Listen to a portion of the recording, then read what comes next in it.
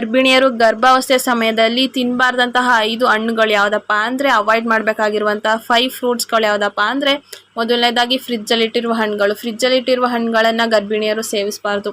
ಮತ್ತು ಎರಡನೇದಾಗಿ ಪಪಾಯದಲ್ಲಿರುವ ಲ್ಯಾಕ್ಟಿಕ್ಸ್ ಅಂಶ ನಿಮ್ಮ ಯೂಟರಿನ್ನ ಕಾಂಟ್ರಾಕ್ಷನ್ ಮಾಡುತ್ತೆ. ಅದಕ್ಕೋಸ್ಕರ ಗರ್ಭಿಣಿಯರು ಪಪಾಯವನ್ನು ಸೇವಿಸಬಾರ್ದು. ಮತ್ತು ಮೂರನೇದು ಯಾವುದಪ್ಪ ಅಂದರೆ ಹುಣಸೆಹಣ್ಣು. ಹುಣಸೆಹಣ್ಣಲ್ಲಿರುವ ವಿಟಮಿನ್ ಸಿ ಮಿಸ್ಕ್ಯಾರೇಜ್ ಆಗುವಂತಹ ಸಾಧ್ಯತೆ ಇರುತ್ತೆ ಹುಣಸೆಹಣ್ಣನ್ನು ಅತಿಯಾಗಿ ತಿನ್ನೋದ್ರಿಂದ. ಅದಕ್ಕೋಸ್ಕರ ಹುಣಸೆಹಣ್ಣನ್ನು ಅವಾಯ್ಡ್ ಮಾಡಬೇಕು. ಮತ್ತು ನಾಲ್ಕನೇದಾಗಿ ಗ್ರೇಪ್ಸ್ ಅಂದರೆ ದ್ರಾಕ್ಷಿಯಲ್ಲಿರುವ ಟಾಕ್ಸಿಕ್ ಅಂಶ ನಿಮಗೆ ಟಾಕ್ಸಿಕನ್ನು ಉಂಟು ಮಾಡುತ್ತೆ. ಅದಕ್ಕೋಸ್ಕರ ಗ್ರೇಪ್ಸನ್ನು ಅವಾಯ್ಡ್ ಮಾಡಬೇಕು. ಮತ್ತು ಐದನೇದಾಗಿ ಪೈನಾಪಲ್ ಇರುವ ಬ್ರೊಮಲಿನ್ ಎಂಬ ಅಂಶ ನಿಮ್ಮ ಸರ್ವೆಕ್ಸನ್ನು ಕಾಂಟ್ರಾಕ್ಷನ್ ಮಾಡುತ್ತೆ. ಅದರಿಂದ ಮಿಸ್ಕ್ಯಾರೇಜ್ ಆಗುವ ಸಾಧ್ಯತೆಗಳಿರುತ್ತೆ. ಅದಕ್ಕೋಸ್ಕರ ಪೈನಾಪಲನ್ನು ಗರ್ಭಿಣಿಯರು ಅವಾಯ್ಡ್ ಮಾಡಬೇಕು.